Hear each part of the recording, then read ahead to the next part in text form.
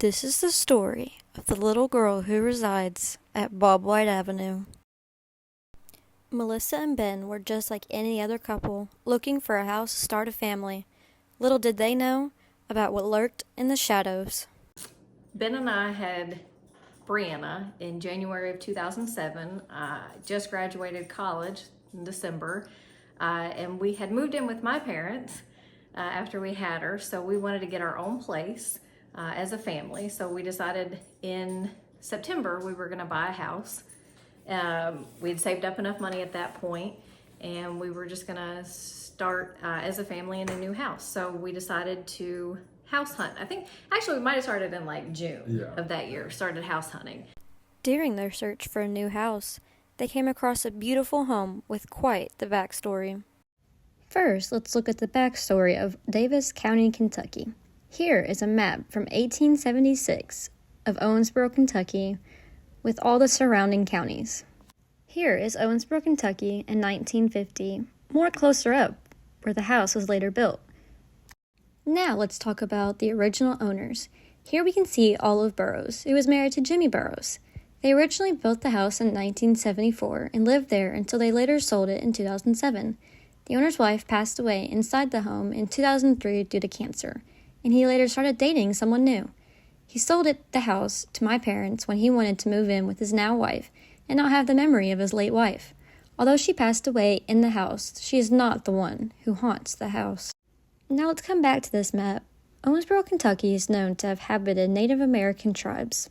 The Shawnee and the Cherokee tribes are the most common among the area, as historians are constantly finding new arrowheads and artifacts. Having said this, it's very possible the land the house was built on could be a Native American burial ground. The house is situated near the river in an forested area. It is very possible the little girl is a Native American. After they got settled in, they were able to experience all the new feelings and emotions of starting a family. A little bit overwhelmed with all the remodeling, not necessarily construction or anything like that, just taking all the wallpaper down, painting, making sure that everything was how we wanted it before we actually moved in. Now let's take a look at the inside of the house. Here we have the entryway living room that leads into the kitchen. And we can see it from both angles here, which also leads into the living room. And this gives you a good perspective of how they could see the little girl. Here's our bathroom, where many experiences happen. All right, so I think I probably had the very first experience, or at least what I call the first supernatural experience. So, like I said, we were remodeling the whole house before we even moved in. So we were working full-time jobs. He was working nights at a factory, and I was working a day job at US Bank at the time. And so, my mom and dad were helping. And so we'd wait until we got off work and we'd go over to the house, and every day we'd do something, peeling off wallpaper, painting the walls. My aunt would come over and help sometimes too. And then my sister would watch Brianna whenever we were doing this. So everybody had a hand in this. But the very first time this happened, we were at the house doing one of our nightly projects, and we had bought pizzas from Papa Murphy's at the time that you took home and you baked, right? Well, we each like our pizzas differently. I like mine super done, and he likes his barely done. So I knew how those pizzas had to be on the rack in order for mine to be the donest and his to be less done. And I know that I put those pizzas in the right spot. Mine up top and his on the bottom. Put them in, put the timer on, everything was good.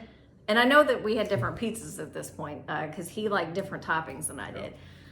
I go to pull the pizzas out and they were swapped. And I was like, who moved the pizzas? And of course, who would move the pizzas? So I just kind of chalked that up to, oh, I must have done that wrong. But I know I don't do things wrong. So I know that that was not me putting them in wrong to begin with. And so I was like, somebody's messing with me. Of course, it was such an innocent little thing that I didn't think anything of it. It didn't make me feel a certain way. It was just like, that's odd. But I know I put those in right, and nobody was going to switch them. So it had to be a ghost. Like, it was kind of a joke. Oh, it had to be a ghost. And that was probably the beginning of, yep, there's a ghost in this house. Throughout the years, many more stories. For me, my first supernatural experience, the way our main room was laid out, it was in a kind of an L shape into the kitchen. So where our couch was, we could kind of peek around and see the corner of the kitchen. And we also had a child gate there, so when Brianna was young, we could keep her in the room and have her in there. Well, at the time Brianna was able to walk, she started to get up and come in there and kind of stand in the corner where we could kind of barely see her, so we knew she was out of bed. We'd get up, put her back to bed. However, there became times when that wasn't apparent, as far as I would see feet, or I'd see a little head or something like that, and I would go over there saying, Brianna, it's time to go back to bed, and there would be nobody there. There were times that with that same instance, Brianna was the same height as the bar that we had, and we could just see a head move and kind of bob right across there. And we always thought it was Brianna, but we would get up, go in there, and there would be nobody there, and Brianna would be in bed with the door closed. So. Yeah, like it's so when you're in the living room and you're sitting on the couch and you're looking straight ahead at the TV, you look to the corner and that's where you could see into the kitchen. And so you just saw this, like, just maybe out of the corner of your eye, you're like, oh, my eyes are playing tricks on me, until it just kept happening. Yeah. And you're like, this is not my eyes playing tricks on me. Like, and sometimes it would be Brianna. Sometimes she would get out of bed. So it's like, you never knew. So you had to get up and check every time. Like, all right. Because at this time, when we actually moved into that house, it was January of 2008. So Brianna would have been about a year. Yep. And it wasn't, this stuff didn't start happening until probably, a year or two later. Yeah. Where we started seeing more regularly the something going across at the same level as the bar, which is the same height that she would have been. We're like, this is just, all right, eyes playing tricks on me. Again, chalk it up to, haha, it's just a ghost in the house. So, and then just things started to happen more and more where this isn't a joke anymore. There was just too many things that would happen. It was like, this is not a coincidence. It's not a joke anymore. And I kind of was like, all right, whoever's playing tricks, like, we're done. I don't like this. And I never felt scared. I don't think at first, especially, it was just kind of like, another, I want to say this is probably the second instance that I had before the feet and the head in the kitchen. Ben was still working nights, and it was just me and Brianna pretty much every night. Brianna's probably still year and a half at this point, and TV's off, my bedroom light's on. That's the only light on in the house. I'm getting ready for bed. Brianna's already in bed. I take off my clothes to put on my pajamas, and I hear a cat call, like a cat call whistle. And I was like, Ben, is that you? There's nobody else in the house. There's no radio on. There's no TV on. And I heard that cat call as like plain as day. It wasn't just my imagination. And it was like, what in the world? Again, second time this happened to me, probably within a couple months of actually us moving in. So I'm just like, okay, gotta be hearing things. Chalk it up again to just mind playing games on me. So that was my second experience with this. And then comes... I was gonna say my second experience. I did leave the job where I wasn't working nights, so I started working days at another job. And there was one night, probably 2-3 o'clock in the morning, I woke up to use the restroom. And when I came out of the bedroom and walked around the corner, going into the bathroom, I seen at that time a child with long hair, which Brianna had, and the back was turned to me. And I mean, it was clear as day. I can just see the silhouette, and I went to reach and say, Brianna, and when I did, I could just feel that presence kind of go through, and there was nothing there. It just kind of just disappeared. And I got cold chills. I mean, that was probably the scariest thing while I was there. Did I feel threat or anything? No, not necessarily. It was just an awakening experience. So. Yeah, you had another experience in the bathroom there, didn't you? I feel like there was a time that I was either using the restroom or taking a shower, and I've heard somebody say a word like "hey" or "hi" or kind of called out. And sure enough, obviously there was nobody in the bathroom with me, and I opened the door and there was nobody around. I don't even know. I don't think there was anybody in the house, or maybe you were all the way in the other room or something like that. But there were just times and instances like that. You would hear somebody say something, and nobody would be there. And it was always very apparent. So that's kind of made it a little scary as well. But again, I just never felt threatened. Right.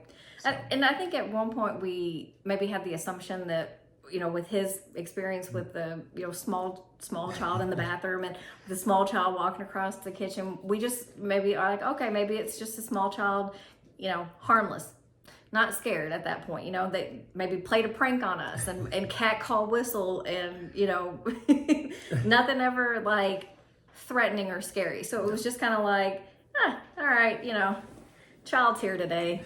And then I think in Brianna, at this point, we had our second child. So Brianna's 5 years older than our middle child.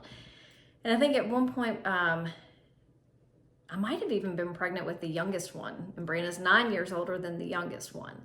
And at that point, Brooklyn, the middle one, and Brianna had to share a room together so that we could get the other room, because it was only a 3-bedroom house. So Brianna and Brooklyn shared a room so that we could get the nursery together. Yeah. And I don't know I think they were sharing a room at the time, but Brianna would kind of tell us things too. So, like my mom said, I had my own supernatural experiences in our old house. And of course, I was younger, so like, when it happened, I like didn't think to like think about that, like think about like a ghost or something. And so like I didn't, like I just kind of like brushed over my head. But like I always like knew there was something uneasy about our house. Like I always felt uneasy like going to sleep at night. My first experience, I was in like 2nd or 3rd grade.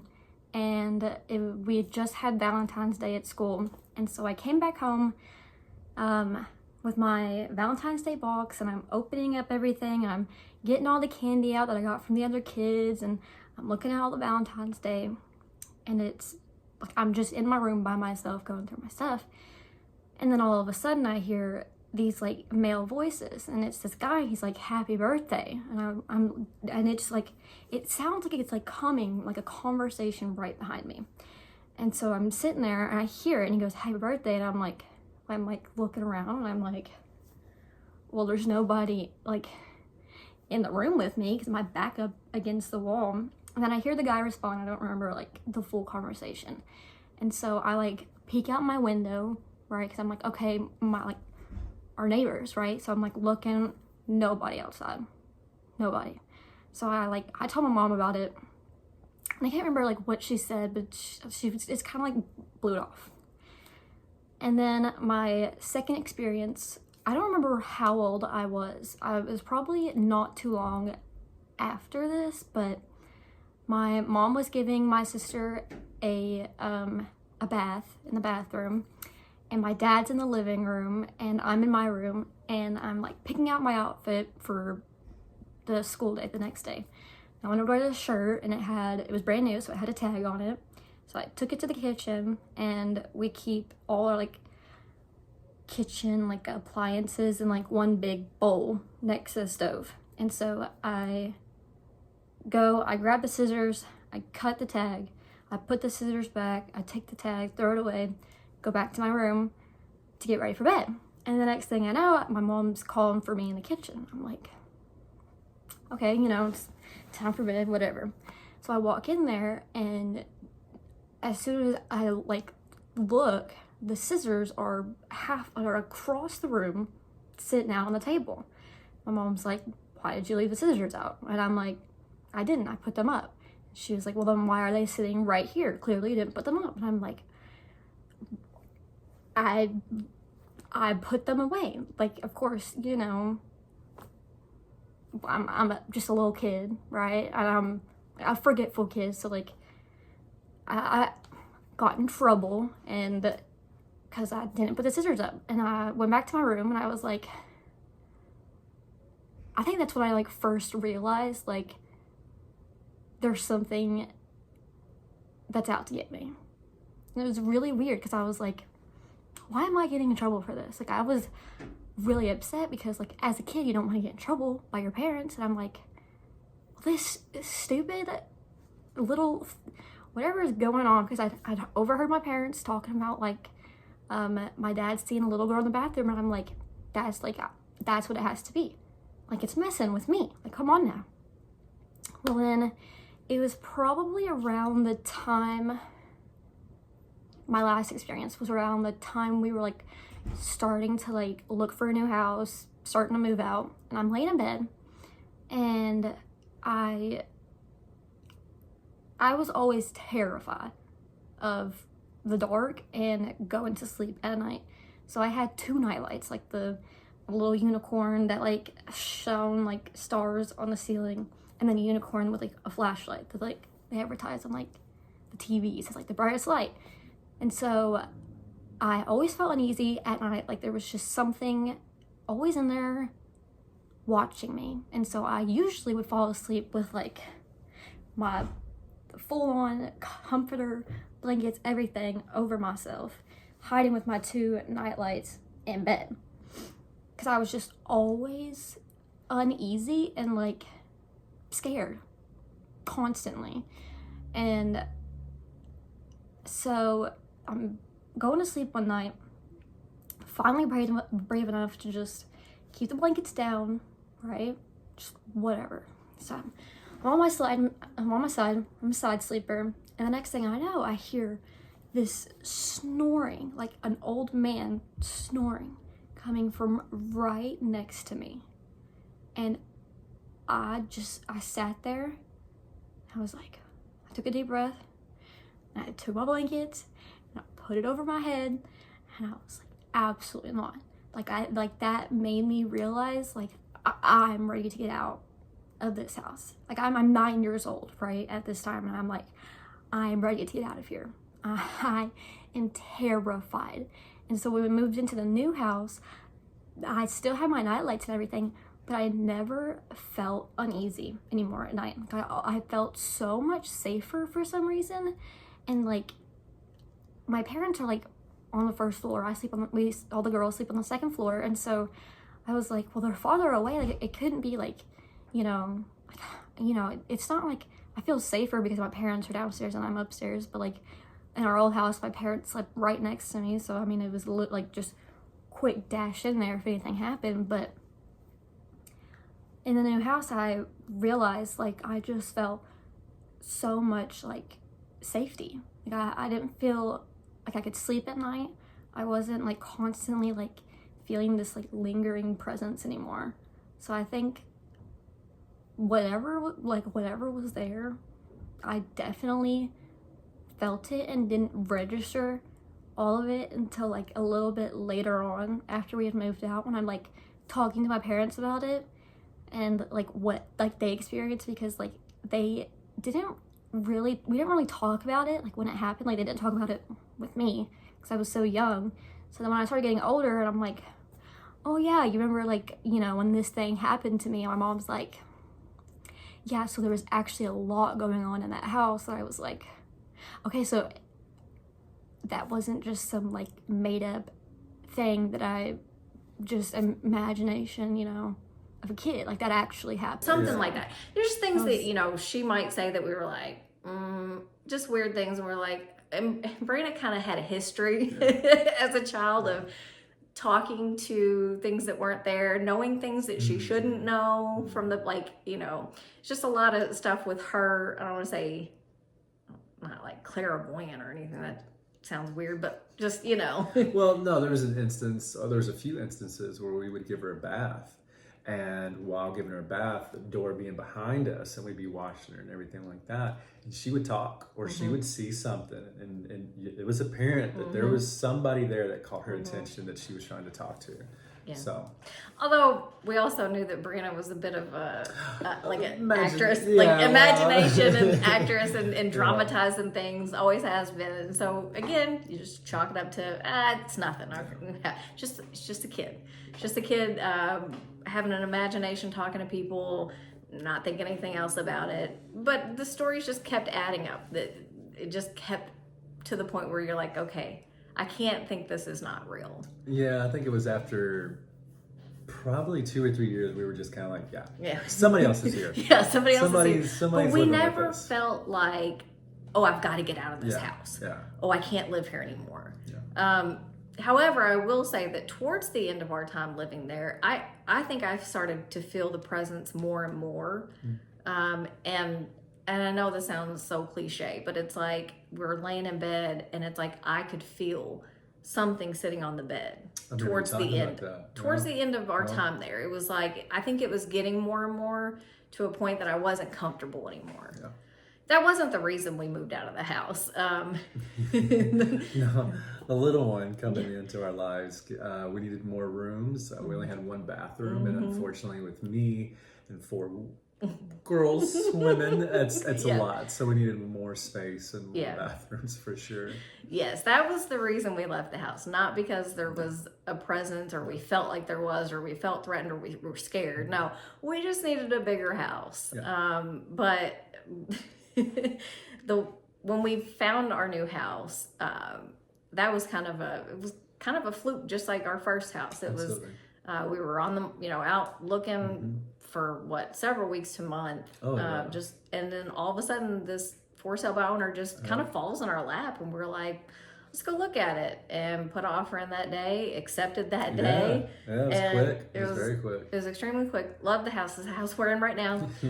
4 bedrooms, 2.5 baths. It's what we needed with 3 young kids. I think Brianna was 9. Yeah. So Skylar, I think she was still a baby when we moved in that summer. So we just needed to get out of that house for other reasons. Yeah. So we had been in that house for 9 years. We've been in this house for 9 years. Yeah.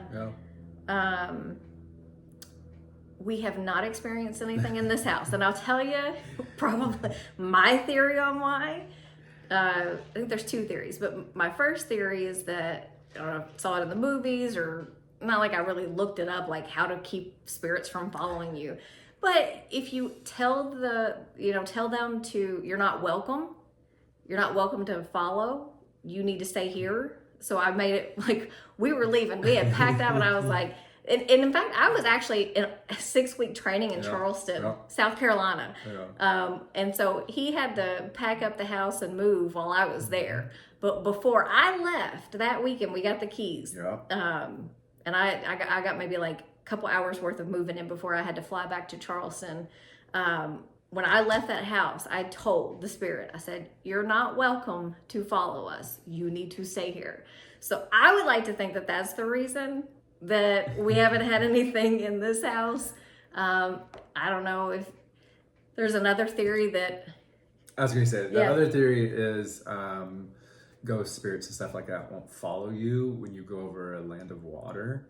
And our house, we have to come through 2 ponds that are connected to each other. So it's like going over water. So therefore we believe that it doesn't follow us through. Mm-hmm. So... Yeah, that's something I've always heard too, which is really funny. His dad used to say that we live on an island, but really it's just a neighborhood that has 2 ponds, and you have to go over a bridge or on the bridge over the ponds that connect. So you're going over a body of water, whatever spirits are with you can't cross the body of water. So either way, we don't think that the spirit followed us here. We've not had... Haven't had anything. 9 years, like knock on wood, this is our kitchen table, knock on wood, not had any spiritual experiences in our new house. And glad about that. While it was not scary, it also was not to the point where I wanted it to keep happening. We had lots of good memories at the old house. Of course, the stories of the spirit and the ghost, like that just adds to the 9 years of memories we made in that house. Brianna grew up in that house. We had 2 other children born while we lived at that house. We had our first dog at that house. Didn't last long. Didn't last long at all. Was way unprepared for that one. Yes. But now we have another dog here at this house. Much better experience with that. We didn't have to do a whole lot of renovations to the house after. The kitchen and the bathroom were redone when we bought the house, so we didn't have to do a whole lot of renovations. So, Now, what do you think? Is the house haunted or not?